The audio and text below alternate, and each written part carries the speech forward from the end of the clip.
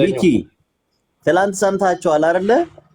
ትላንትና ጎንደር ላይ የመጣው የጋይንቱ ድል ወያኔ ገብታበት ነው አሉን። የራሳችን ሰዎች ሆነው ወያኔ ናትኝ ወያኔን አስገብተው ነው ድል ያደረጉት።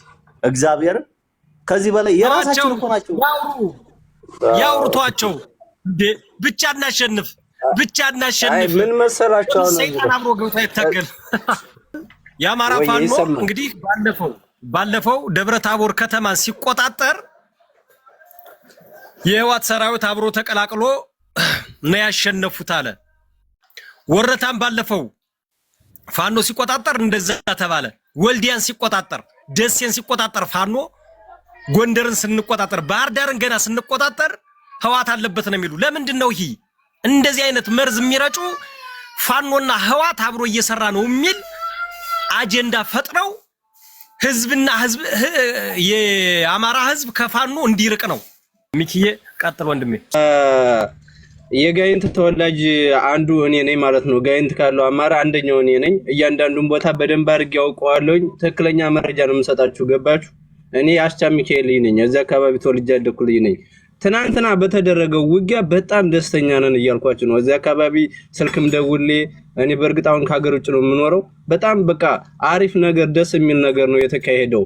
ግን በባለፈው ላይ ደብረ ታቦር ላይ በተደረገው ጭፍጨፋ ምናምን አካባቢ ትንሽ ይሄ ነገር እንዴት ነው ምናምን በሚል ትንሽ ነገር ቅሬታ ገብቷል። ትናንትና በጣም ጥበብ ተጠቅመው ጥላትን ድባቅ የመቱበት ስለሆነ ለምኒልክ ህዝብ በጣም ትልቅ ክብር ይገባቸዋል። በጣም እናመሰግናለን። ትናንትና ሚዲያ ላይ ያለው አብዛኛው ብሽሽቅ ነው። እናንተ ሚዲያ ላይ ላለው ምንም አይነት ጆሮ መስጠት የለባችሁም። እናንተ ታውቃላችሁ ይሄ ብሽሽቅ ነው። በጣም አብዛኛው ብሽሽቅ ነው የሚካሄደው። በአራቱም አቅጣጫ ያለው ነገር አሁን ትክክል አይደለም። እሱ ትክክል አይደለም። እዛ ጋር ለሚመጣው መልስ ምናምን ለመስጠት ለመመላለስ የሚባለው ነገር ዝም ብሎ የማይገባ ነገር የማይመጥን ነገር ስለሆነ እየተካሄደ ያለው። ትናንት የተደረገው አሪፍ ነው። በዚያው ቀጥሉበት። አቋማችሁ የትናንት ነው አሪፍ ነው። እናመሰግናለን ነው ለማለት እንፈልገው ነው። ወንድም አለም ክብር ይስጥልኝ። እናመሰግናለን የኔ አባት። ይሄው ነው በቃ እውነታው ይሄ ነው። እኛ ነው እውነቱን የምናውቀው እኛ ነን ስንል በምክንያት ነው። እኛ መሬት ላይ ያለነው ፋኖዎች እንግዲህ በላይ እዝ ላይ ነው ያለውት። በምን መንገድ ነው እየታገልን ያለው? እኔንም የማውቀው እኛንም እናውቀው። ታዲያ የአብይ አህመድ ስርዓት አስፈጻሚማ ምንም የሚያውቀው ነገር የለውም። ስለኛ ምንም አያውቅም። ወታደሩን በምን መንገድ መምራት እንዳለብን፣ ፖለቲካው በየት መንገድ መሄድ እንዳለበት ራሳችን ነው እኛ ነን የምናውቀው። መሄድ ያለበትን መንገድ ራሱ ያውቃል። ፋኖ ድርጅት ፈጥሯል። አፋብን ድርጅት አለ። በምን መንገድ መሄድ እንዳለበት፣ ከማን ጋር ሆኖ መታገል እንዳለበት፣ ማን ይዞ መሄድ እንዳለበት ራሱ ድርጅቱ ያውቃል።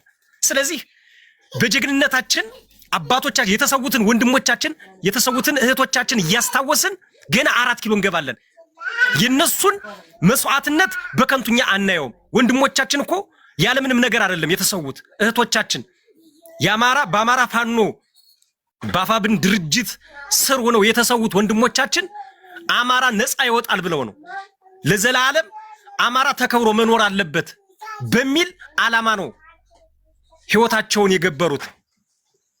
ስለዚህ ገና አማራ ክልልን ሳይሆን 4 ኪሎ እንቆጣጠራለን። በምን በክንዳችን በአንድነታችን ማለት ነው። ስለዚህ ማንም ጋር እየሰራ አይደለም። አፋብን ድርጅት ከመንግስት ብልጽግና ስርዓት ወታደር የተሻለ ቁመናን ያለው በውትድርናውም በፖለቲካውም በመሳሪያ ብዛትም ከፋኖ ጋር እኩል ሊሆን አይችልም፣ አይወዳደርም። ስለዚህ ገና 4 ኪሎ እንገባለን እና እንደዚህ አይነት አጀንዳ ሲመጣ ሚዲያ ላይ ያለው የአማራ ማህበረሰብ በዚህ ሊሸወድ አይገባም። ከማን ጋር እየሰራ ነው ያለ? ከራሱ ጋር ፋኖና ፋኖ አገሌ ጋር እየሰራ ነው፣ አገሌ ጋር እየሰራ ነው። እናንተ እንድትሸረሸሩ ነውና በዚህ ሐሳብ እንዳትገዙ። በቃ ይሄ ዋነኛው እንትናቸው ታርጌታቸው ይሄ ነው። የአማራን ህዝብ ከፋኖ ለመለየት የሚደረግ ሴራ ነው። ይሄ ግን አይደለም። የአማራ ፋኖ ገና 4 ኪሎ ብቻውን ይገባል። ቀጥ ብሎ ያለ ምንም አጋዥነት የፋኖን ሰራዊት ብቻ ሰራዊትና ሰራዊት ይዞ ቀጥታ ይገባል። 4 ኪሎ ይገባል ያለ ማንም አጋዥነት ማለት ነው። ይሄ የሚደረገው ግን ፋኖና ህዋት አብሮ እየሰራ ነው የሚል አጀንዳ ሚዲያ ላይ ለመበተንና ሚዲያ ላይ ያለውን አማራ በቃ በፋኖ ያለውን እምነት እንዲል ነው፣ እንዲሸረሸር ነው። በፋኖ ያለው እምነትን እንዲርቅ ፋኖ ጎን እንዳይቆም የሚደረግ ነው። መስራት ካለበት ይሰራል። ባለፈው እኮ አውርተናል እኮ መስራት ካለበት ይሰራል። የእግር እሳት ስለሆነበት እኮ ነው። ይህ የሚሰራው እንግዲህ የአማራ ህዝብ ከፋኖ ሊርቅ አይችልም። የአማራ ፋኖ ሙሉ ለሙሉ የአማራ ህዝብ ፋኖ ሆኗል። ከፋኖ ጎን ነው ቆሞ ያለ። ዛሬ እኮ የሚያበላን የሚያጠጣን እኮ የአማራ ህዝብ እኮ ነው። የአብይ አህመድ ብልጽግና ስርዓት መተህ እዚህ ጋር መርዙን ሊረጭ አይችልም። ዛሬ ላይ ነቅተናል። እሰይ እንኳን ሰራ ከህዋት ጋር እንኳን ሰራን እንኳን ተቆጣጠሩ። ምን አግብቶታል መንግስት እንዴ? እሱ ከአረብ ሀገር እያመጣ በድሮና የሚፈጀን ምን አገባው ታዲያ? መስራት ካለብን እንሰራለን። እኛ እኮ ነን የምንሞት፣ እኛ እኮ ነው የምንቆስል፣ እኛ ነው የምንራብ፣ እኛ ነው የምንጠማ እኮ። እኛ ማንን? የአማራ ህዝብ ማን ነው? ፋኖ። ስለዚህ በዛ ልክ ነው እና አጀንዳ ለማምጣት ተፈልጎ ነው የህዋት ሰራዊት አለበት። ባለፈውም ምርኮኛዎች ናቸው ምናምን ወረታ ላይ 14 ናቸው ምናምን ተይዘዋል። የፋኖ የህዋት ሰራዊቶች ወደ 14 ተይዘዋል ብሏል። ይሄ ምንድነው የተጠቀመበት መንገድ? በቃ ለመለያየት ነው። በትክክል ከህዋት ጋር እየሰሩ ነውና የአማራ ህዝብ ፋኖ እንዳትከተሉ እንዳታግዙ አይነት ነገር ነውና በዚህ አጀንዳኛ ምንም የሚፈጥርብን ነገር የለም። ህዝባችንም ሊያውቀው ይገባል ነው ማለት።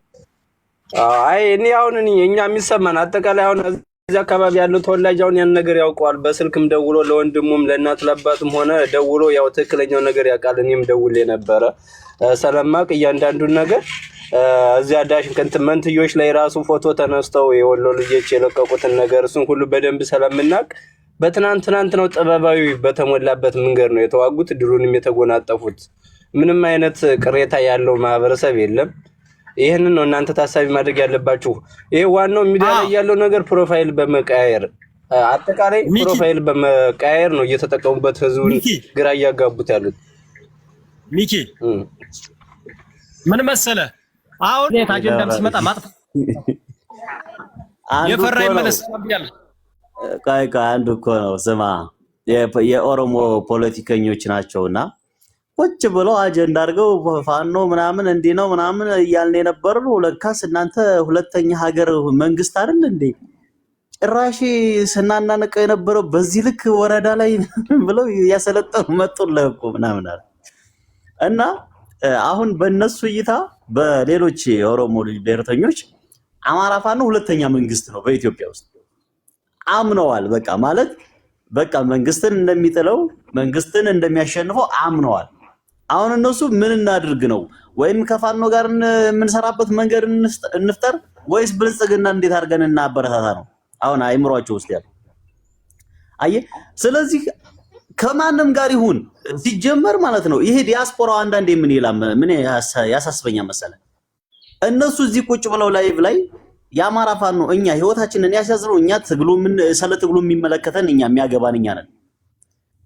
ውክልና ሰጥተናቸው ለአማራ ፋኖ ጠበቃ ቁሙልን፣ እንደዚህ በሉ፣ ስደቡልን፣ ተናገሩልን፣ ፖለቲካ ስሩልን ያልናቸው ይመስል እኛ ስንመጣ ለምን እናንተም እንድትመጡ አንፈልግም ይላል። ለነሱ እኛ ውክልና የሰጠናቸው ይመስል ማለት ነው። መናገር እኛ ከመጣን እውነተኛው መረጃ እኛ ነን የምናውቀው አይደል? እኛ ነን የምንናገረው የምንተነፍሰው። ከኛ ወስደው የፈለጉትን ፖለቲካ ቢተነትኑ መብታቸው። እነሱ ግን ምን ይፈልጋሉ? እነሱ አዋቂ ናቸው። እኛ እሳት ውስጥ ያለነው ትግሉ ውስጥ ያለነው ሰዎች ደግሞ አናቅም። በእነሱ ቤት አማርኛና በእነሱ ፖለቲካ ማለት ከሱዳን ጋር መስራት ካለብን ተፈራርመን እንሰራለን። ከኤርትራም ጋር ባለው ከማንም ጋር ባለው ማንኛውም ከአፋር ጋር እየሰራን ነው። እስኪ ተቃጠል። ከጋምቤላ ኃይል ጋር ታጣቂ ጋር እየሰራን ነው። መብታችን ነው። ማን ነው የሚናገረን? አልደግፍም ማለት መብት ነው። አትደግፍ ስትፈልግ የምትደግፈው ለራስ ነፃነት ስትል እንጂ አስገድዶ አይደለም። የአማራ ፋኖ ደግፍ የሚለ ደግፍ ብለና እናስቸግረን። አማራ ነፃ መውጣት አለበት፣ ህዝቤ ሰላም ማግኘት አለበት ካልክ የአማራ ፋኖ መደገፍ ግዴታ ነው። ፈልገ ሳይሆን በግዴታ በራስ በማንነት ስትል ማለት ለቤተሰቦች እንዳይደፈሩ ድጋሚ ስትል። ከዛ ውጪ ግን እኛ ትእዛዝ አውርደን ደግፉን ብለን አንለምንም። ሳሚ የአማራ ፋኖ አፋብን የሚደግፈው ተገፍቻለሁ፣ ተገድያለሁ፣ ተፈናቅያለሁ፣ አማራ እንደ አማራ አትኖርም ተብያለሁ ብዬ ነው እንጂ ዘመነ ካሴው አፋብን አዞኝ አይደለም። መግለጫው ወጥቶብን የአማራን ህዝብ ደግፈኝ ብሎ አይደለም። ተወደደም ተጠላ ማወቅ ያለባቸውን ነገር ማወቅ አለበት። እየታገልንለት ያለው ይሄ ህይወታችንን ያስያዝንበት ትግል ከማንም ኃይል ጋር ብንሰራ ከማንም ጋር ብንነጋገር ዲያስፖራ አማክረን ወይም ደግሞ እዚህ ጋር ሳይበር ላይ ያለውን ቲክታከር አማክረን አይሆንም። መስራት ካለብን ጋር እንፈራረምና እንሰራለን። ትላንትና ጋይንት ሲያዝ ወያኔ ያለችበት ባህር ቀደም እንዳልከው አዲስ አበባ ስንገባ ወያኔ ያለችበት ይላል። ሱዳንም ትኖርበት ግብጽም ትኖርበት። እኛ የምንፈልገው የአማራ ፋኖ ቤተ መንግስትን እንዲይዘው ነው። 4 ኪሎን ተቆጣጥረን የአማራን ነፃነት የኢትዮጵያን ትንሳኤ ለማምጣት እንጂ ገና ከግብጽ ጋር ሰራለ ከሱዳን ጋር ሰራለ ከኤርትራ ጋር ሰራለ የሚል አሽሙር መጥቶ ወደ ኋላ የምንልበት ነገር የለም። መስራት ካለብን ከነሱ ጋር ታጥቀን ሰራለን። ምናገባን በትጥቅ ከተግባባን በቦታ በርስቶቻችን ከተግባባን ምንም የሚያጣላን ነገር የለም። ትላንትና የመጣኸውን ትላንት አብረህ ወንድም ለወንድም ግን የታገሉለትን አላማ ሰበር ዜና ብለህ የአማራ ፋኖ 500 መከላከያና አድማ በታኝ ማርኮ 520 ምርኮኛ ነው ትላንትና እንግዲህ የገባው። የተረሸነው ደግሞ 520 ምናምን አካባቢ። ይሄ ሁሉ 1200 ምናምን የአብይ አህመድ መከላከያ በትላንትናው ቀን አልቋል ማለት ነው። 1000 ክላሽ ነው ምርኮ የገባው።